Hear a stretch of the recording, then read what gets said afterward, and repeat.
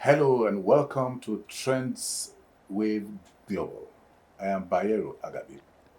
Trends with Global unearths, skills of individuals from the youth to the upwardly mobile society to ensure that we are able to put all this together to grow our enterprise in Africa and the global sphere.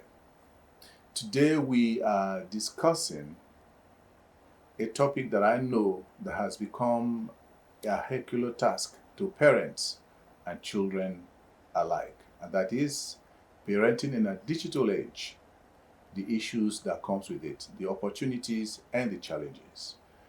Before I let you know the those that are with me to do justice to this, I must not fail to let you know that in today's digital world, a lot of issues have come to play, from skills development to knowledge to studies, and also to even our traditional sphere has been infiltrated by digital transformation.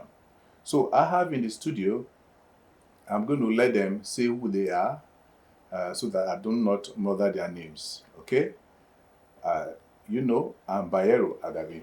So to my left, they say women first so that we can survive. Okay, good morning. My name is Fumilola Victoria Omojola, FNCS, FIL. I'm the founder and CEO of Rise of and Sparkle Initiative and also the Vice President in Nigeria Women in Information Technology. Thank you, sir. Okay, so. All right. My name is Samuel Fatola, and I am the founder of Destiny Mandate Solution. I'm a counselor, I'm an editor, a content writer, and a project manager. Thank you. Okay, welcome, guys. So now everything is set. The conversation is set. Let me start from Fatola. You are a counselor. That's why I'm starting from you. When we're growing up, if your parents say, don't do this, that is what you should not do. And so you follow those tracks as laid by your parents. Today we see kids return from school and it's just them and their phones. Screen time has become an issue. They tend to rely on their friends in Korea, even though they're in Nigeria. So those have become issues of challenge to parenting. So what has been your experience? All right, thank you, dear host. Well, when it comes to the issue of the digital age, the truth of the matter is we cannot overemphasize the fact that we're in the digital age. We have to accept it. We must come to terms with it. So whether you want to deny it or you want to accept it, we must come to terms with the fact that we are in the digital age and it will influence everything we do, including parenting. What exactly is parenting in the first place? Parenting has to do with the process of nurturing and guiding and raising a child from infancy to adulthood so that they can actually fulfill their potential. So a parent is not a sperm donor. A parent is someone that is responsible for the raising of a child from infancy to adulthood. So back to the subject of screen time. The truth is, personally, and with the experience of some of my friends, I know that screen time is one of the ways you distract a child from disturbing you. So the truth is, children, especially toddlers, have a lot of things they want to do, throwing tantrums here and there, and all of that. And the truth is, in order to just distract them so that you can focus on some other things you want to do, you just on the cartoon for them so that they can, and all of that. Some of them, they use tab, they use phones, they use the television and all of that. So the truth is, they're exposed to it. And it has a lot of good effect and the other side of effect. So what I mean by that is, for example, someone that watches the television too much, it has been proven also by research that it produces something we call insomnia. The person will struggle to sleep, and then it can also damage some part of the brain. What I mean by that is the person may not be able to think accurately when you spend too much time with the TV and with screen time. So the proper thing I think a parent should do, and what I've been doing, is to set boundaries. So what I do is, particularly, I say, okay, from this time to this time, you can have access to it. Because, of course, there are a lot of things to learn using the digital space and all of that. So I wouldn't, because of the side effect, then cut away the impact, the positive impact of screen time completely. So I would expose them, but then set boundaries. So I think what parents can do, and what I've been trying to do personally also, is to set healthy boundaries and to make sure that at least between this time and this time you can watch, and after that, and also beyond that, make sure you understand what they are watching. Because what they are watching, a lot of times, what I think parents are doing right now, parents are losing their children to screen time. What that means for me is the fact that there is a battle between you and the digital world. So, and the challenge is, who will not be parenting better? Is it you or the television? Okay. So a lot of children are being parented now by the television, not by their parent. So in order not to get to that extreme end, it's important for us to set enough boundaries in timing and then what they digest when they're So watching. most of them might even go from television to their tabs or their phones. They just greet you, "Daddy, how are you?" from school, and then you go straight into their room and on the phone for another 2 or 3 hours, and then they are consulting someone else who they think, perhaps, cope well with them, understands where they are coming from than you. They will be fine. I have a situation where a son told me that you are just an African father. Okay, so what do you do in that kind of situation? Because the children are becoming smarter than their parents, and so if you say the parents should manage their screen time or perhaps set boundaries, how do the parents of these days even set the boundaries that they don't know? And the children seem to know better than their parents.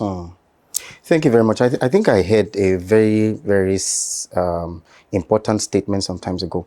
And it says that the literate or the illiterate of the 21st century is not someone that cannot read and write, but someone that cannot learn, unlearn, and relearn.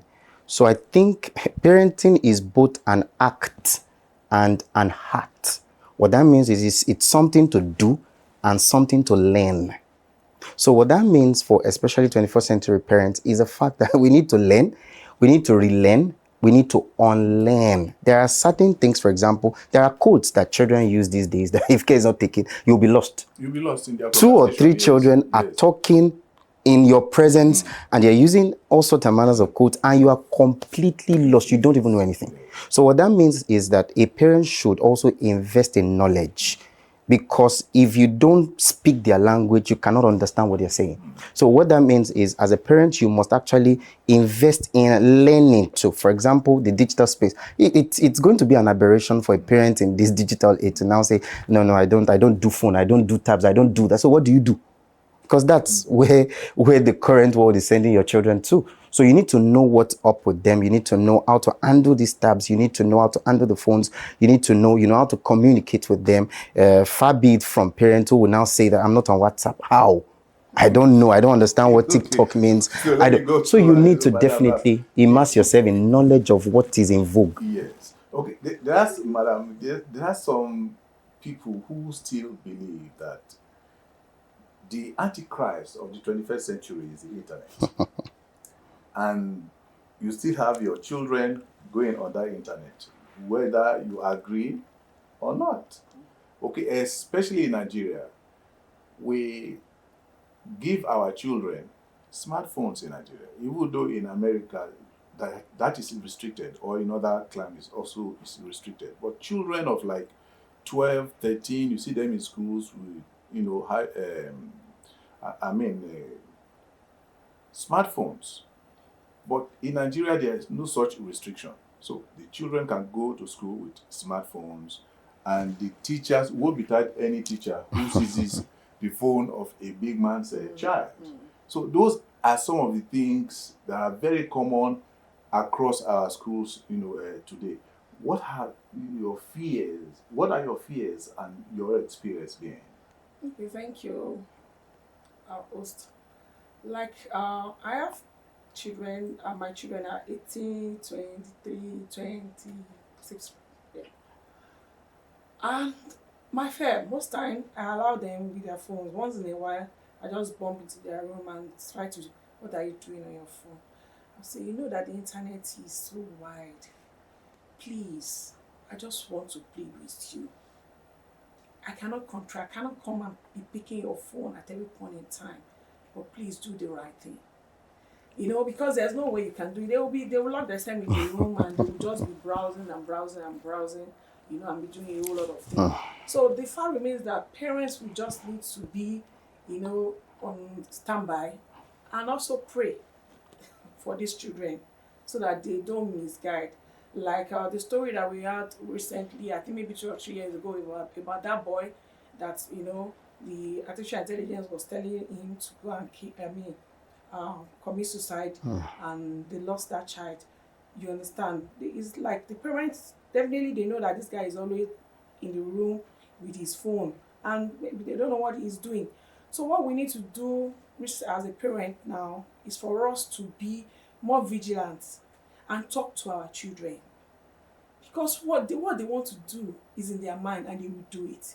There's no harm, but we guide them rightly and we let them know the right thing to But do. how do you guide someone who knows more than you? Okay, like Because these children, they know what their parents these days. So how do you guide them? like what he said, we parents, we need to be on our toes and find a way to also learn and relearn and learn about all this digital literacy, so that even when they are doing all this and they are speaking these their languages and these their codes, you can say, so this is what you meant. So that means the parents must be intentional about it. Yes. Because otherwise they will tell you, oh, my head is full. I'm looking for school fees. I'm looking for how to pay, you know, house rent and all that. So where will I have the time to take a look what my child is doing? Like, maybe we need to start throwing an advocacy about that. Intentionality. Parents need to be intentional about this, because these children, they are ahead of us. Either we like it or not, they are ahead of us. Do you think it's going to have a likely, maybe boomerang effect on society if it continues like this? Already it has, sincerely speaking. Now, check TikTok, because they know they make more money on TikTok. You see a young child, 16, 17, you know, dancing, almost naked, half naked, in the room. And the parent is not there just because they want more views. They are online there because they have access to phone, they have access to all the social media, and their parents are not there. And already it's there. My niece, she was in school, and she was taking what's it called? Shisha. Yes, and she put it on TikTok. And put it on her status. What boldness. Yes. And she was dancing almost half naked. Immediately before our grandma saw it, and we had to find a way to pull it down. She was trying to enjoy herself. And we didn't even know that she was doing that on her own. Most of them don't even see that as wrong anymore. Yes. Because they think that is the new norm. Yes. We need to make money. Now, when I check Facebook, like this morning I checked Facebook, they're sending me, is it $22? How many $0.22 that I made? I say, wow, what is on TikTok? You know how much you're going to make on TikTok? TikTok is giving, you know, is monetizing them so well. So they prefer to go on TikTok and to do all this writing that people, they will have more views. So they are there. And you as a parent, you are there looking for money, okay, how to pay school fees and everything. So traditionally looking for money. And you know what did they also do? They will not block you. On social media. They will block you will not see them. You will not see them. You don't so know what they are what do doing. you now need to do? Find a way to sit them down and talk to them. You can only talk to them about what you know, because if they have blocked you, you wouldn't know what they are doing. So let me come this way.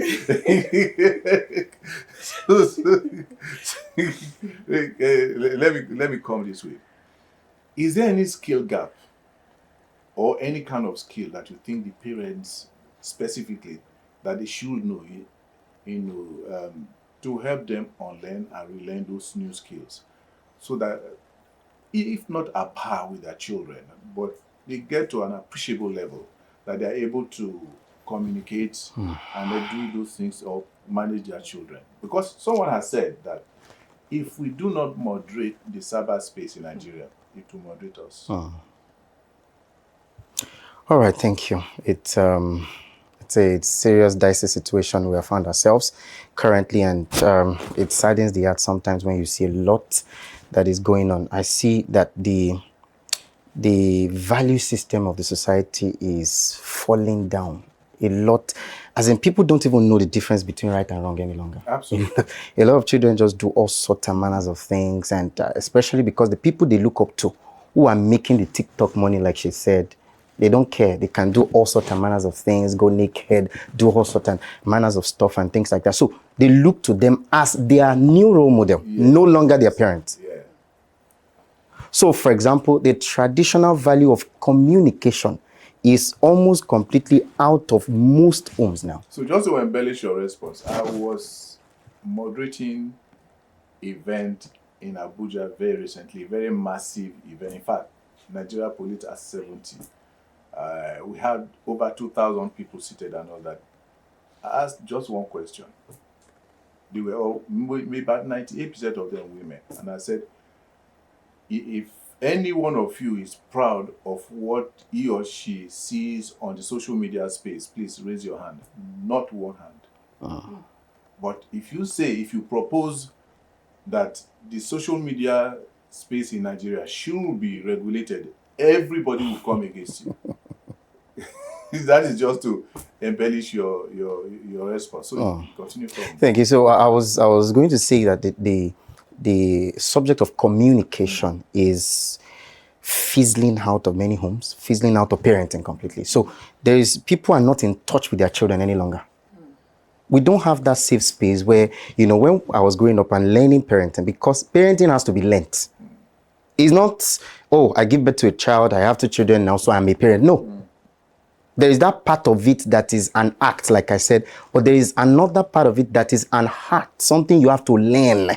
You have to learn how to parent the children of this digital space. So when we were growing up, it's one of the things that we learned that, for example, there should be a time where everybody in the family sits down and, you're asking yourself questions, Daddy, what of this? And then you can transfer some of your values, some of the lessons you have learned in life, you can transfer it to them. But as we speak right now, that is no longer. But what I think we can do actually is we can still achieve the same thing with a different strategy. And I think that parents should start thinking in that direction. For example, we can have a WhatsApp group. We can have, some other forms of groups like that is also within the digital space where we can actually have such kinds of meetings. And it is enforced within the family system that everybody should attend this meeting like that. I think it was Priest Fowowe that was mentioning some times ago that it's important for every family to have a time in a week where, everybody come together and you put your phones aside. But can we put our phones aside? Can we truly put our phones aside? Husbands are they are no longer knowing their wives again. Wives are no longer knowing their husbands again. We attended the conference in Abuja, the former Sheraton, now Continental Abuja. So it was an IT event and all of that, so fintech event. And I was standing with about 5 CEOs. I don't know what came to me, and then I just asked the question. I said, Oga, if you forget your phone, at home, if you are going out and you suddenly forget, remember that you forgot your phone at home, will you leave the phone until you get back home, or you immediately return home? The man just thought like this. He said, yeah. That means the thing was sinking. I was saying it. He said, hey, my brother will go home. Very key. I'm not sure we can do away with our phones. A lot of investment has gone into our phones, our tabs, and all of that. And I'm not sure we can do without it. And we have become dependent on it. We are so. And someone even said that, I mean, if he was talking from a faith-based understanding now, if Jesus was alive, definitely he's going to be on TikTok. He's going to be on Facebook. It's the truth. Because every generation you find yourself in, you make sure you use the technology they are using to reach the people that you want to reach. Yeah. So if you don't use it, you will not be able to get there. So what I'm saying is, for example, the first skill every parent should return back to is the skill of communication. Can we talk? Can you and your child have heart-to-heart conversations? Even if it's on phone, it's fine. Even if it's on WhatsApp, fine. WhatsApp call, it's fine. But can you talk? Find a means of talking. Talking has been taken away from parenting, and it's not so good, because some of the transferable lessons that we're supposed to actually transfer to these children is no longer there. And it's funny that we are now having people who are bolder but emotionally unstable. Yeah, that is the way it is now. What we find out is that a child is angry at home, and he walks away from the parents. And the mom will walk to the father and say, Junior is angry. Let's go and see him. So, and that means Junior is in charge of the home. He moderates and directs the home where to go. Whereby before now, when the father or mother is angry, the child will have to find a way, even call an uncle to come and speak to the parents. But now the thing, a lot of things have changed. Let us now take a look at clearly the impact of social media on our children and their parents. Has it been something that you're proud of? Well, let's say 50-50.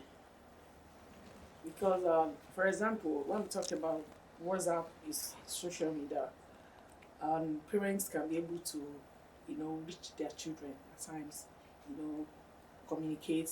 For example, if we have children abroad, you can do a WhatsApp, video call to check on the child, even from time to time. Let me see, where are you? It might not be 100%, at least with that, because of social media. So if you take away that aspect, you'll just be calling, where are you? Okay, I'm in my room, and whereas the boy is in the club or something. So that's why I can't take away the fact that social media has no good They side can effects. actually kill the sound at the background and put a bed and a pillow. Then what you will do, you will call them, unannounced. Then we quickly just put it on before they pick it.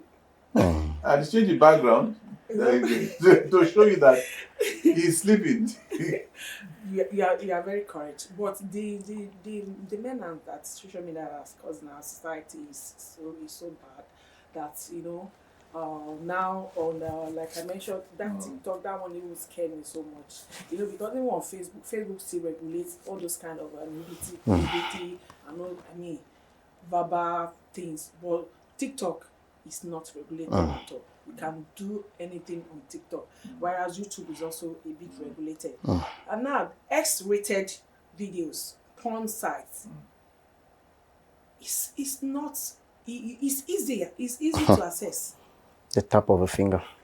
Online, and most of these children, they have access to it, and they go there and they try to see what is happening on all of these sites. So the social media aspect, if I have my way, I will pray that the Nigerian government should find a way to regulate the social media. So before we go to the government, is that why we now have a lot of cyberbullying online? Yes. Because a lot of children are online and all of that. Yes, a lot of cyberbullying, and because they know that some of these children, some of them, they are naive, and before you know it, they can pretend, okay, I am this, I am that. Oh, okay, you want this, and most of these children are young girls that want iPhone 17.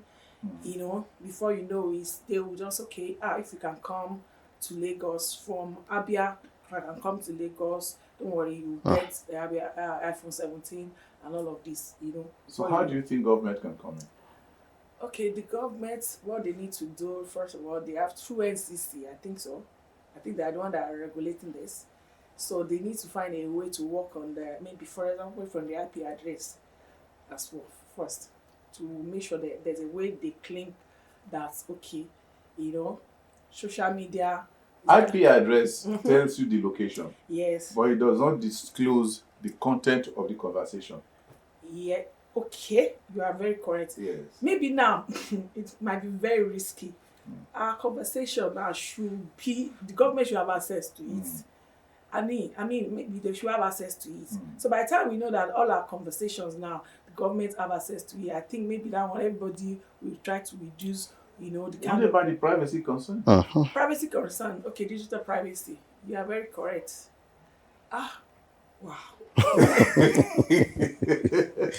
It's a bit tricky. It's a bit tricky, but we need to find a way around it. The government need to find a way. Maybe there should be a kind of a forum, government being intentional about this, bring people together, and let's see how we can. We cannot even decide as we are seated now, but when we maybe can have a forum that government can bring some people together, expertise together, parents, together, and say, let's see how we can try solve this problem of these social media menace, in the society. I think it's So, working. in what areas do you think government can come in terms of regulation? I think I'll go with her. I'll go with what she said, because I know that in Australia last year there was a regulation and some forms of ban put on, especially those that are not yet teenagers, and so there is a limitation to what you can do on your phone and things like that. So it will not just open up for you once it tracks the fact that you are this particular age and all of that. So I think if we have that, maybe it will reduce a little bit, because how on earth will a 12-year-old child, 10-year-old child be exposed to all sorts of manners of things, and already they are addict of certain habits that it took some of our parents years to even try to learn it, not to talk of master. Now a 10-year-old child is a master, is a grandmaster in such addictions. Maybe I just added to embellish your response. Like in Ethiopia, you cannot make a call that is a WhatsApp call. Same thing with Dubai. Okay, maybe in Russia and so many other, Moldova and so many other countries. But China, when you get to China, they have their own Facebook, WeChat and all of that. So, but in spite of all of this regulation, they don't even call it moderation, regulation. People still love to go to those countries. It means that when you regulate properly, it will not stop people from coming into your country and do business in your country. Yes. Okay. But in Nigeria, when you come up with the world regulation, who comes against you? The NGOs. I don't know who is funding them. They will say, okay, you're killing our privacy or whatever, voice for communication and all of those things.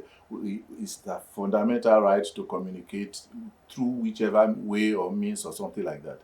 But I have had a situation where I said government should call all the platforms together, Facebook and the rest of them, and tell them, with the Ministry of Culture and all that, we have our value system as a country. Draw them up.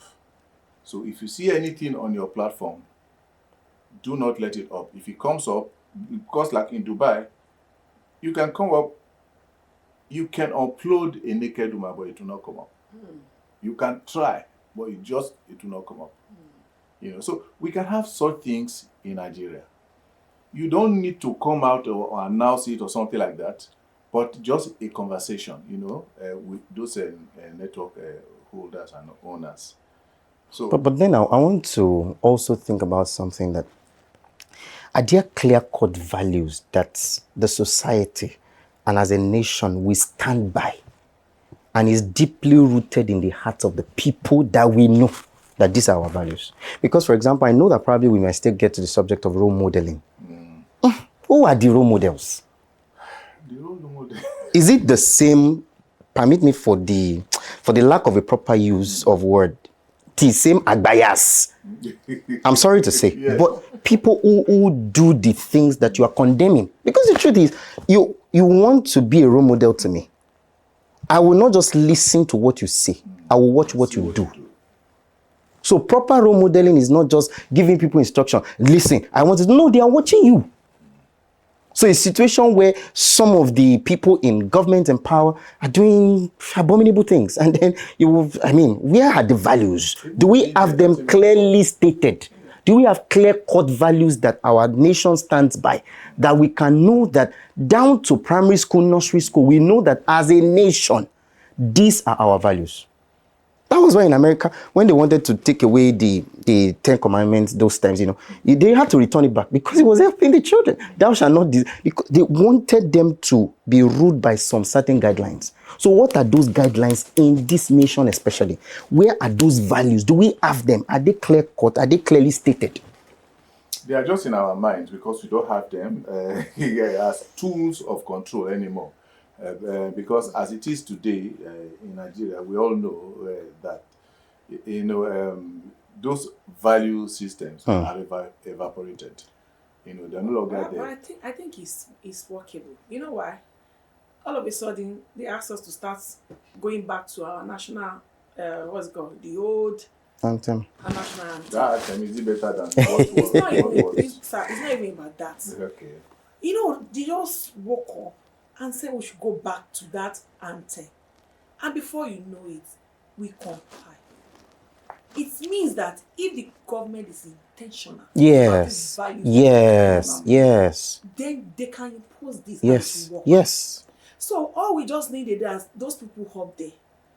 So they need something need to reset their brain. This is an opportunity for you to call out National Education Agency, the Ministry of Arts and Culture. So it's your opportunity now to call them out. Okay, so National Orientation Agency, we are calling out. You need to do something about these our values. Let's go back to the basis so that we see how we can stop all these social media nonsense that is happening all in our country, especially to help our children. The future of this country. The future of this country. I'm scared.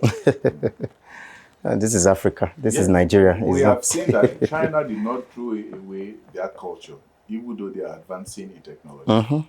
So I think we can borrow from that. Is history back to the curriculum now? History? Yes. Have they brought it back? I'm not so sure about that actually. They are talking about it. No one is too sure. They are can bring it tomorrow and all of that. They are talking about it because there's no history again. No history. Okay, so let us now take a look at the skills, both for the children and for the parents. What do we do to ensure that we bring about that equilibrium where the father or the parents know as much as what the children knows? Otherwise, all of it we are talking about here is just words for the air. For me, it's for the parents to be ready to learn. There are a lot of websites, apps out there. Where the parents are not ready to learn, I think government can play a stabilizing role when you see the children online going the other way, because most of the children, on this platform where you are going to register, they will ask you, are you 18? And most of the children lie. They will say yes. So there's no any way that you can know if they're 18 or not. So and then it's on Facebook, it's on Twitter, it's on everywhere. So I think if we're truly intentional about it, we can know. Because at least when a child is born, you register that child. There is an NIN registration currently, and definitely it carries the date of birth of that child. And I just think that as a nation, we are not doing enough, honestly. If we are intentional about these things, we'll get to the root of it. How does a person enter the United States of America and you will not be tracked? How? Who born you? With all due respect. Who born you? Unless they just want to leave you. Understand? Yes. And even leaving you alone, after sometimes there is a tracking system for you. But in this nation, just anybody can enter at any time, So we are not intentional about using this same technology that we are complaining about, using the positive side of it to bring balance in the nation. If we are truly, truly intentional, I think there is a way we can. For example, currently, there is something called BVN, right? So what that means is all of your accounts can be linked in just one number and we can see everything. So if we can do that, then we should be able to do that too. That at the mention of the NIN of a child, you see everything about the life of that child. If we are intentional, people will comply. It may be difficult at the beginning, but as time goes on, we will all comply. Because, I mean, it's a lot going on currently. But the NIN does not, you are talking about making references to maybe social security number. The NIN does not work like the social security number. The NIN is just an identifier that you live in Nigeria, period. Okay. The social security number goes into your accounting system, your behavioral pattern, the places you go, where you don't go, and all of those things. So they are able to put everything together and then sum you up to know the kind of person that you are. But the NIN stop at knowing that you are a resident in Nigeria, whether you are Nigerian or not. That is just it. So I think it has to be upgraded. Yes, sir. You know, and then find a way, you know, of putting all of the data units that we have, you know, because we have different portals that are individualistic of themselves, you know. So quite a lot to be done. But still on the issue of skills. So let us now talk about digital transformation and the benefits in it as we begin to wind down gradually. Okay. You know, we have spoken so much about the good, the bad, and not so ugly about children and parenting in a digital age. But let us now talk about digital transformation. You know, the benefits that are inherent that parents can encourage their children to do, because we are beginning to see kids who are at 22, they are CEOs. Yes. Some of them are even millionaires, some are millionaires. Yes. Yeah. So, can you speak to that? All right. Let me start with the first benefit, and for me, is education. You see, education has gone beyond the four walls of a classroom, and so you can be in Nigeria and then attending a conference, or attending a class in the US. You can earn a certification. For example, I've earned a certification from Google, from IBM, and all of that, right in the four corners of my room, just with my digital gadgets, just, learning and all of that. So I think we can encourage children to pursue their dreams, pursue their ambitions, instead of just wasting time on social media. For me, social media is like a two-edged sword. He has the good side, he has the bad side. But can we encourage them to focus on the good side? And part of it is education. Education, learn skills. For example, the project management, business analytics, data analytics. There is AI engineering currently, and many, many more that can be learned. There are so many things that can be learned. And beyond just learning something for certification, you can even learn other skills, other skills, computer skills, and other even cooking skills. I know a particular person that put up a training, cooking skills training. I think during COVID, she made money. A lot of money. People decided to join, spend and all of that. And she was just in the comfort of her room. Especially with Zoom. Girls who don't know how to cook. Yes. So they just go on YouTube. Yes. And she's showing them what to do. You understand? How to pour water, how to put Maggi, put all of that. And so the educational part is very, very, very important for me. And then the other part is also the ability to connect with the other world. I mean, beyond Africa to Asia, to Europe and all of that, the ability to be able to connect. This has given us the ability to do that now. Before now, it is when you get there that you get there. But now, you can actually be there while you are here. What I mean by that is your mind is there, you're conversing with people there and all of that. So it gives that connection, it gives that educational opportunities and many, many more opportunities to learn, to make money and do many, many things. There are young people today who are hosting websites, who are owning websites, who are founders and CEOs of companies, and they are doing amazingly well from their rooms. Some from some offices here and there, but they are doing fantastically well. It is not every young person that is into Yahoo. I tell people all the time. And if you can think deeply, You don't have to do Yahoo to make it in this digital age. Yes. No. You make don't more have money to. when you are not doing I'm Yahoo. telling you, sir. you don't have to. I mean, it's just it's in the past. So there are too many skills that you can learn on YouTube, learn, on so many other platforms that can give you an advantage in life. So that's it for me. Okay, so what are the areas you think the youth can benefit apart from all these issues that we have spoken about? In digital transformation, what are the benefits there for you to take advantage of? Okay, in the digital transformation, for example, all those they have some freelancing jobs that they can also venture into all those internship jobs abroad. Some like what he mentioned, people living in Nigeria and they're working and they're earning dollars, right from US, working for people.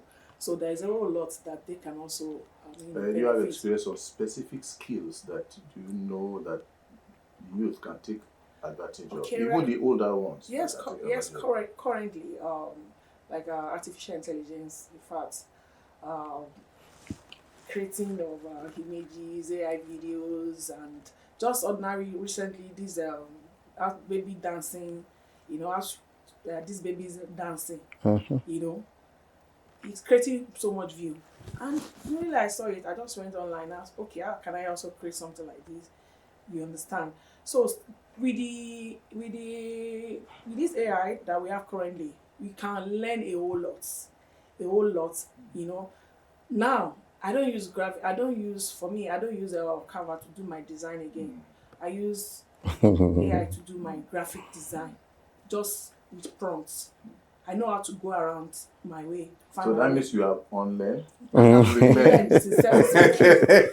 Now, all I just do after that, maybe I'll just take it to Canva to just do a kind of little editing, because at times, it gives you some. Yes. So that's all. So now I've stepped up, in that area. Also, video editing, videos. So much that you can learn now on this space. Parents need to just step up, and also the youth, and they are doing so well. Like I told my children, I said, it's there for you to really make money. I know how much money I've made in this couple of months, just because of I can do all of this. So we just need to be intentional about it. We need to be intentional about it. And also parents, I also want to add that parents need to just be reasonable in teaching their children this and encouraging their children, and they also need to be ready. One thing is for parents to be ready and to know what is the right thing to do. Like I mentioned, there needs to be like a form of advocacy. Who should do that advocacy? Okay, like you mentioned, maybe National Orientation Agency can do that, maybe other agencies too. At least we maybe during mention those agencies actually. Yes, NCC is there. NIDA is there. Yeah. We have NASETEN. Yes, we have NASENI. NASENI. We have NABDA. NABDA is There's so many. Yes, Nigeria Computer Society is there. Even Nigeria Police. Yes, Nigeria Police. Okay, so yes, they can do it. Yeah, Nigeria we have Police. Nigeria Immigration Service. Yes. Nigeria Army. Yes. So there are so many. So they should carry out this kind of advocacy. When we are doing the NCA news channels, yes. And then do something and let people start. Oh, I need to learn. Oh, I need to start learning. I need to start learning. And like in November, was it November? You remember? I had a webinar on our ready parents that are ready set. I mean, parents that are ready for this STEM ready parents. And that conversation was very robust. That people they even want us to have more of that conversation, that parents need to be abreast of what is happening, in the digital age. So we need more advocacy. And when we keep, talking about it,